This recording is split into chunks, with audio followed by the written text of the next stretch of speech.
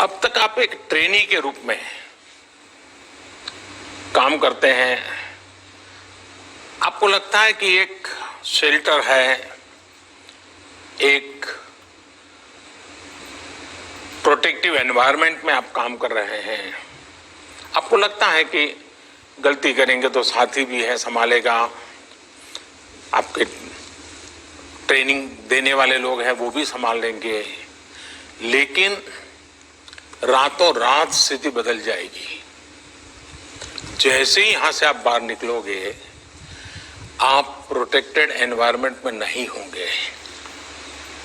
सामान्य मानवी आपको नए हो, अनुभव अभी हुआ नहीं है, कुछ नहीं समझेगा। वो तो ये समझेगा कि भाई आप तो यूनिफॉर्म में हैं, आप तो साहब हैं, मेरा ये काम क्यों नहीं हो रहा है? अरे आप तो साहब हैं, आप ऐसे कैसे करते हो? यानी आपकी तरफ देखने का नजरिया बिल्कुल बदल जाएगा। ऐसे समय आप किस प्रकार की अपने आप को कैसे प्रस्तुत करते हैं, कैसे आप अपने आप को वहां से कार्यरत करते हैं, इसको बहुत बारीकी से देखा जाएगा। मैं चाहूंगा कि आप इसमें शुरू के कालखंड में जितने ओवर कॉन्शियस रहे जरूर रहे, क्योंकि first impression is last impression. अगर आपकी एक छवि शुरू में ऐसी बन गई कि भाई ये तो इस प्रकार के अफसर हैं, फिर आप कहीं पर भी ट्रांसफर करोगे, वो आपकी छवि आपके साथ ट्रैवल करती जाएगी। तो आपको उसमें से बाहर आने में बहुत समय जाएगा। आप बहुत केयरफुली ये कोशिश कीजिए।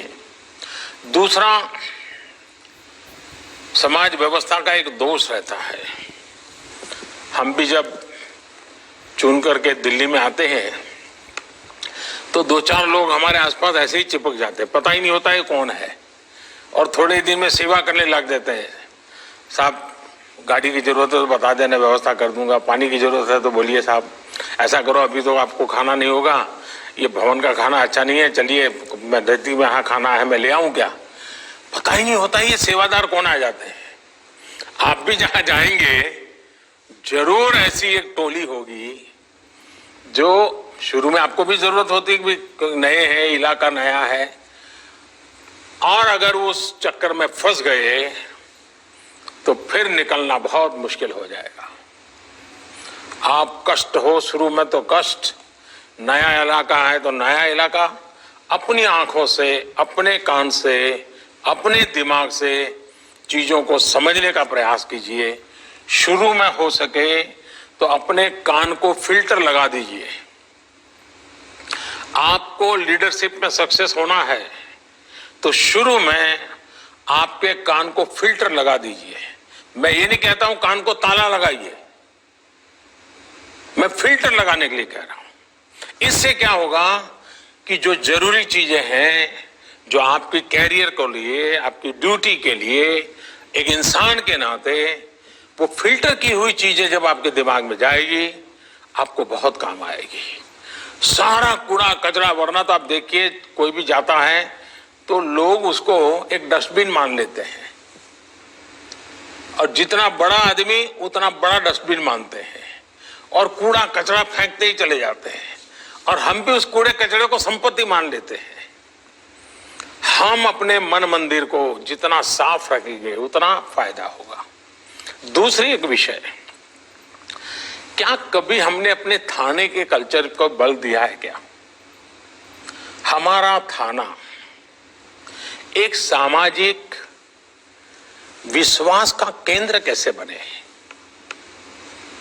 उसका एनवायरनमेंट।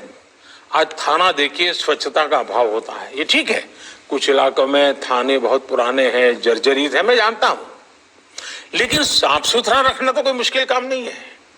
हम तय करें कि मैं जहां जाऊंगा मेरे हाथ के नीचे 50, 100, 200 जो भी थाने होंगे, उसमें ये 12-15 चीजें मैं कागज पे तय करूंगा, ये बिल्कुल पक्का करके रहूंगा। व्यक्ति को मैं बदल पाऊं ना बदल पाऊं, मैं व्यवस्था को बदल सकता हूं, मैं एनवायरनमेंट को बदल सकता हूं। क्या आपकी प्रायोरिटी में ये चीज हो सके? और आप देखिए फाइलें कैसे रखना, चीजें कैसे रखना, कोई आए तो कैसे बुलाना बिठाना, इन छोटी छोटी चीजों को आप कर लीजिए। कुछ पुलिस के लोग जब नए ड्यूटी पर जाता है तो उनको लगता है कि मेरा रौब पहले मैं दिखा दूं, लोगों को मैं डरा दूं, मैं लोगों में एक अपना हुक्म छोड़ दूं, और जो एंटी सोशल एलिमेंट हैं वो तो मेरा नाम से ही कांपने चाहिए। ये जो सिंघम वाली फिल्में देख करके जो बड़े बनते हैं, उनके लिए दिमाग में भर जाता है और उसके कारण करने वाले काम छूट जाते हैं।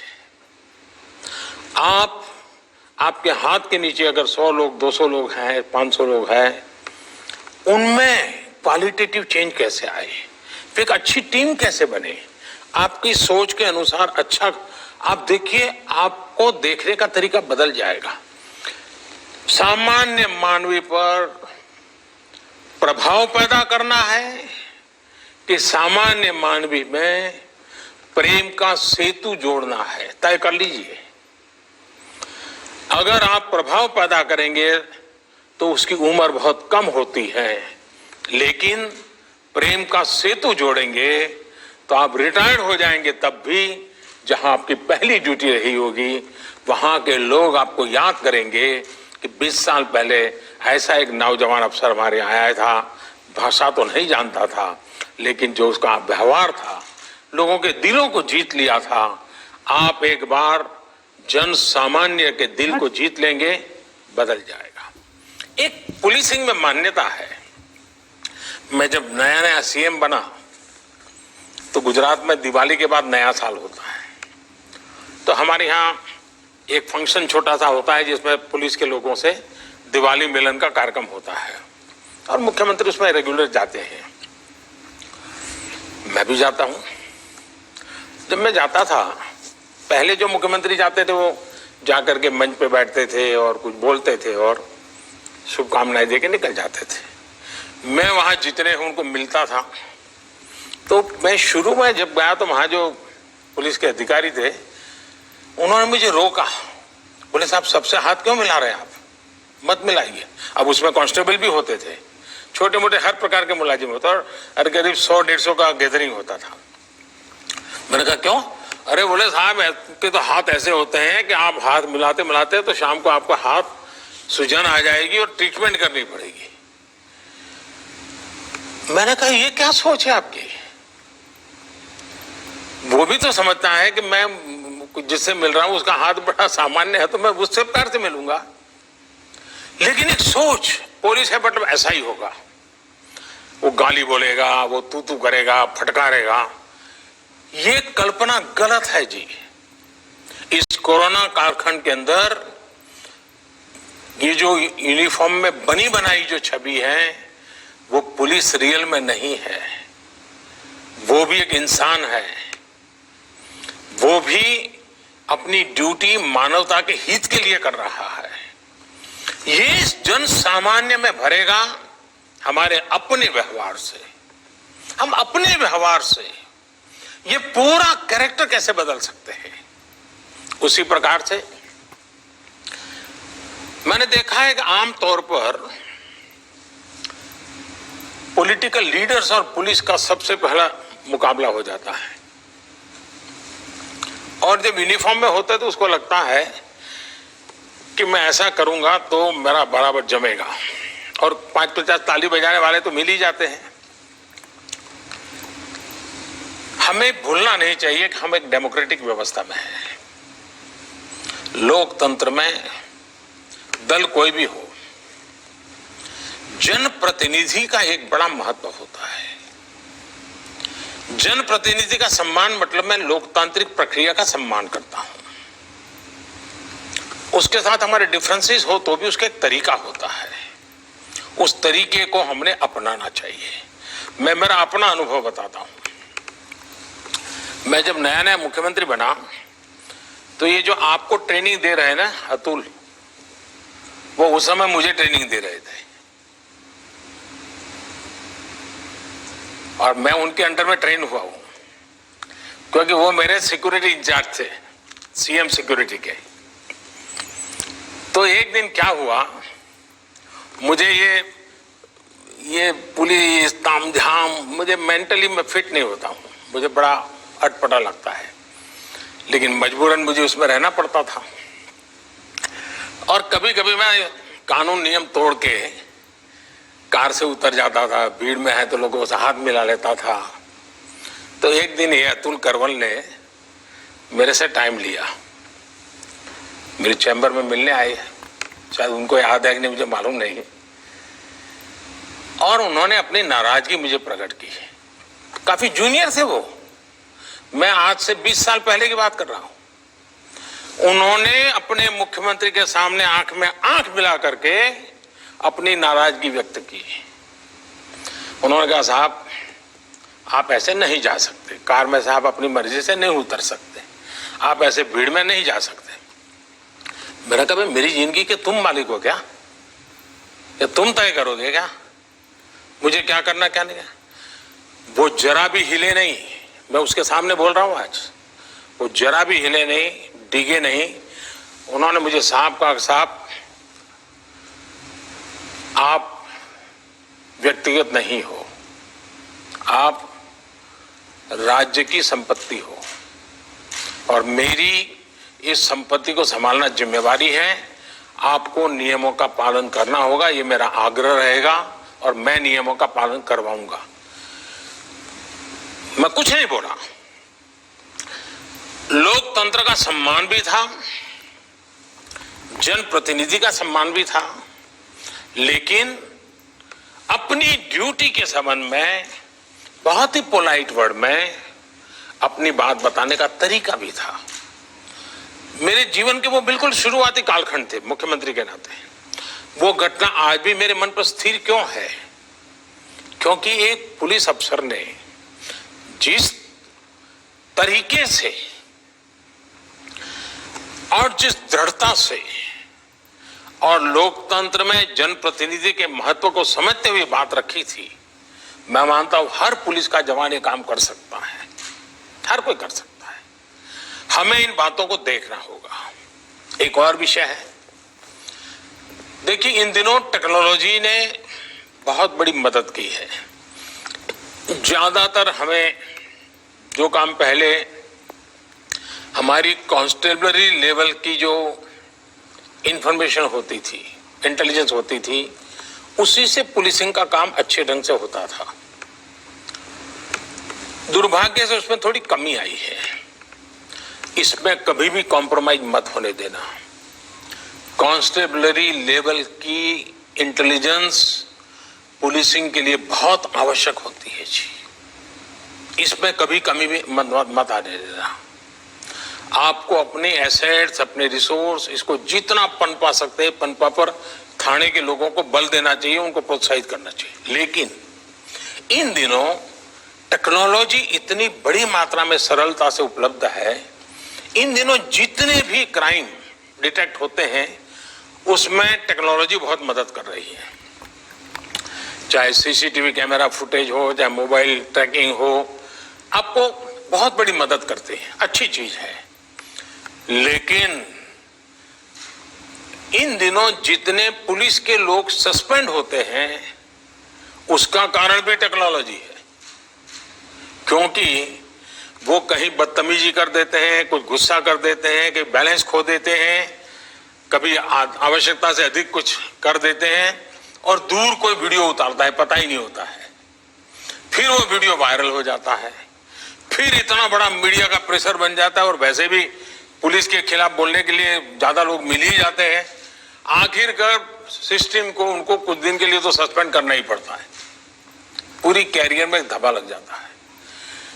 जैसे टेक्नोलॉजी मदद कर रही है, टेक्नोलॉजी मुसीबत भी कर रही है, और पुलिस को सबसे ज्यादा कर रही है। आपको ट्रेन करना होगा लोगों को, टेक्नोलॉजी का सकारात्मक अच्छे से अच्छा ज्यादा से ज्यादा उपयोग कैसे हो, इस पर बल देना चाहिए। और मैंने देखा कि आपकी इस पूरी बैच में टेक्नोलॉजी के बैकग्राउंड वाले लोग बहुत है।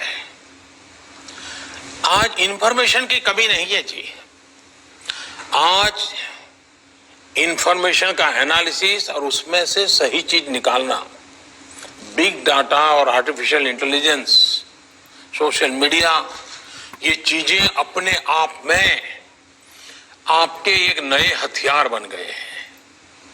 आपको अपनी टोली बनानी चाहिए, अपने साथ काम करने वाले लोग, उनको जोड़ना चाहिए।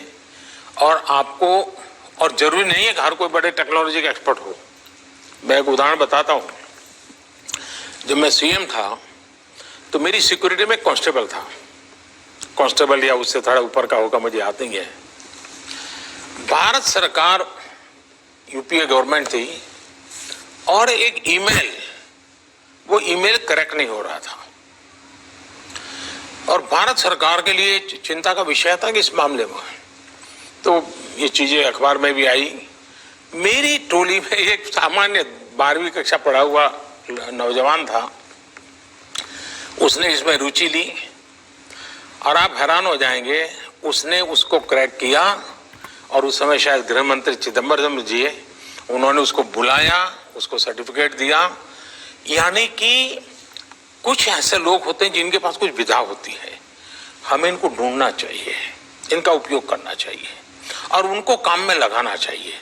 अगर ये आप करते हैं तो आप देखिए, ये आपके नए शस्त्र बन जाएंगे, ये आपकी नई शक्ति बन जाएगी। अगर आपके पास 100 पुलिस का बल है, इन साधनों पर अगर आपकी ताकत आ गई, इंफॉर्मेशन के एनालिसिस में टेक्नोलॉजी का उपयोग किया, आप 100 नहीं रह जाएंगे, हजारों में तब्दील हो जाएंगे, इतनी ताकत बढ़ जाएगी। आप उस पर बल दीजिए। दूसरा, आपने देखा होगा कि पहले नेचुरल कैलेमिटीज होती थी, बहुत बाढ़ आ गई, भूकंप आ गया, कोई बहुत बड़ा एक्सीडेंट हो गया, साइक्लोन आ गया, तो आमतौर पर फौज के लोग वहां पहुंचते थे, और लोगों को भी लगता था भाई चलिए फौज के लोग आ गए हैं, अब इस मुसीबत में से निकलने के लिए हमको बहुत बड़ी मदद भी, एक बड़ा स्वाभाविक बन गया था। पिछले कुछ वर्षों में एसडीआरएफ और एनडीआरएफ के कारण हमारे पुलिस बल के ही जवान हैं, उन्होंने जो काम किया है, और जिस प्रकार से टीवी की ध्यान भी उन्हीं लोगों पे, उनका एक स्पेशल यूनिफॉर्म बन गया है, और पानी में भी दौड़ रहे हैं, मिट्टी में भी दौड़ रहे हैं, पत्थरों पे काम कर रहे हैं, बड़ी बड़ी शिलाएं उठा रहे हैं। इसने एक नई पहचान बना दी है पुलिस विभाग की।